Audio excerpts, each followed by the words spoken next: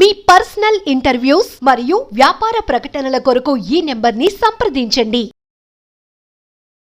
నమస్తే, welcome to మనం TV. నేను వలి. ప్రస్తుతం నాతో పాటు స్టూడియోలో ఉన్నారు ప్రముఖ రాజకీయ విశ్లేషకులు అప్పసాని రాజేష్ గారు. వారితో మాట్లాడదాం. రాజేష్ గారు నమస్కారం. సార్ నమస్కారం. రాజేష్ గారు, వాళ్ళ శాసనసభలో జనసేన పార్టీ ఎమ్మెల్యే బొలిశెట్టి శ్రీనివాస్ గారు కొన్ని సంచలనమైన కామెంట్స్ చేశారు.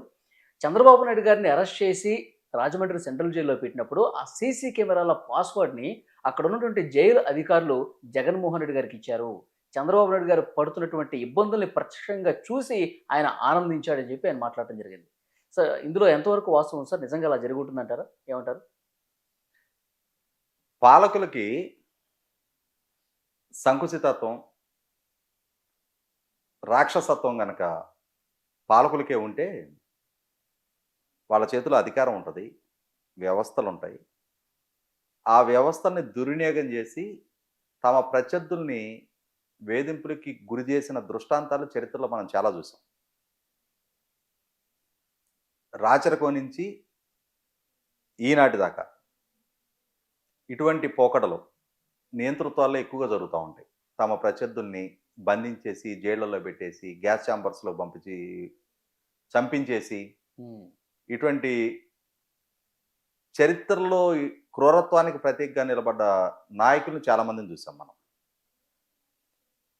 ఈ మధ్యకాలంలో మనం చూసిన ప్రజాస్వామ్యబద్ధంగా రాజ్యాంగం మీద ప్రమాణ స్వీకారం చేసి భయము, పక్షపాతము, రాగద్వేషాలకు అతీతంగా పరిపాలన చేస్తామని చెప్పని ప్రమాణం చేసిన ముఖ్యమంత్రి హోదాలో ఉన్న జగన్మోహన్ రెడ్డి గారు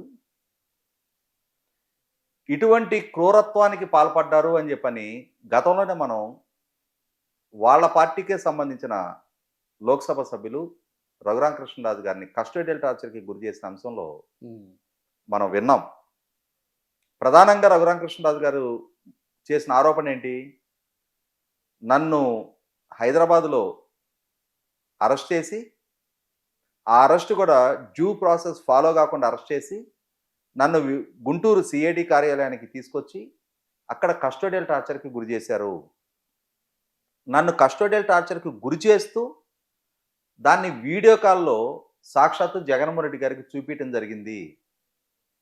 ఆయన ఆదేశాలకు అనుగుణంగా వీళ్ళు ఇక్కడ వ్యవహరించారు అంటే తన పార్టీ లోక్సభ సభ్యుడిని తన ప్రభుత్వంలో ఉన్న పోలీసు అధికారుల చేత హింసిస్తూ దాన్ని లైవ్ స్ట్రీమింగ్ వీడియో కాల్ ద్వారా చూశారు అని అంటే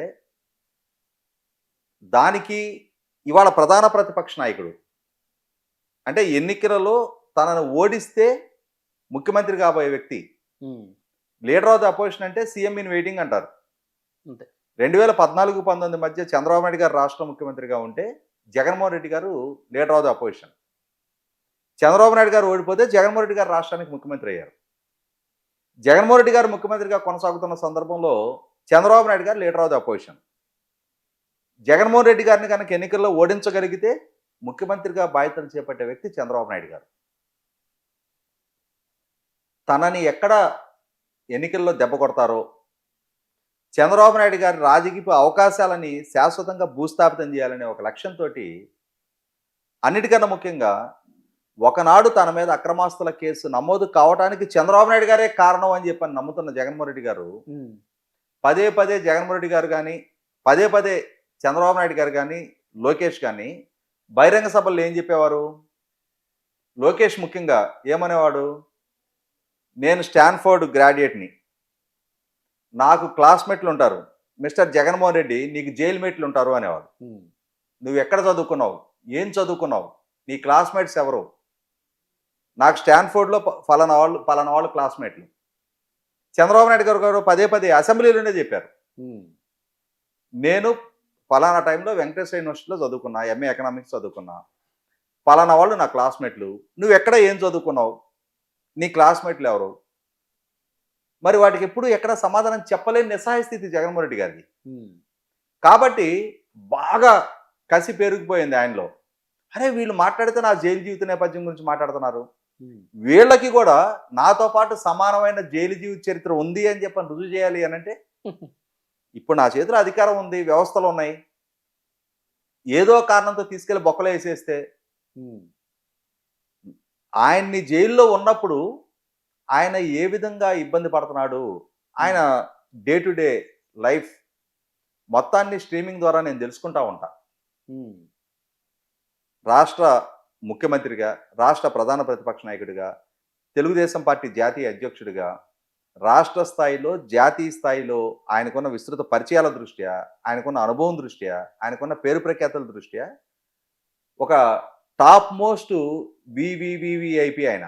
ఉమ్, అటువంటి వ్యక్తిని ఒక 4 గోడల మధ్య బంధిస్తే ఆయనకంటూ బేసిక్ ఎమ్యూనిటీస్ కూడా ఏం ప్రొవైడ్ చేయకుండా ఉంటే ఆయన ఏ విధంగా ఇబ్బంది పడతా ఉంటాడు. ఉమ్, దాన్ని నేను చూడాలి. నన్ను మాట్లాడితే నా జైలు గురించి మాట్లాడతారా వీళ్ళు అనే ఒక రకమైన శాడిజం పెరిగిపోయింది ఆయనలో. ఉమ్. ఆయనకి దోమలు కొడుతుంటే చూడాలా, అన్ని రకాలుగా ఇబ్బందులు. అన్ని రకాలుగా. కాబట్టి మరి అక్కడ జరుగుతున్న ఆయన ఆ జైల్లో చంద్రబాబు నాయుడు గారి అవస్థల గురించి జగన్మోహన్ రెడ్డి గారు చూడలేదంటే మనం ఆశ్చర్యపడాలి. ఉమ్, ఎందుకంటే రఘురామ కృష్ణరాజు గారిని కొడుతూ చూసిన ఆనందం అయింది.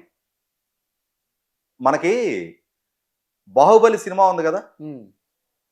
బాహుబలిలో దేవసేన అనుష్క క్యారెక్టర్. అనుష్క క్యారెక్టరు దేవసేనని బంధించి ఒక రాక్షసానందం పొందాలి అనేది బలాల దేవుడి ప్రయత్నం. ఉమ్, తన ముందు ఒక గుంట తీసి ఆ గుంటలో ఆమెను ఉంచేసి ఆ పైన గ్రిల్స్ పెట్టేస్తాడు. చేతికి సంకీళ్లు బంధించి. అంటే ఆమె అవస్థలు పడాలి, ఆ అవస్థలు తన ఎదురుగా పడాలి, తను చూస్తూ ఉండగా ఆ కష్టం అనుభవించాలి, ఉమ్, దాన్ని తను చూస్తూ ఆనందించాలి.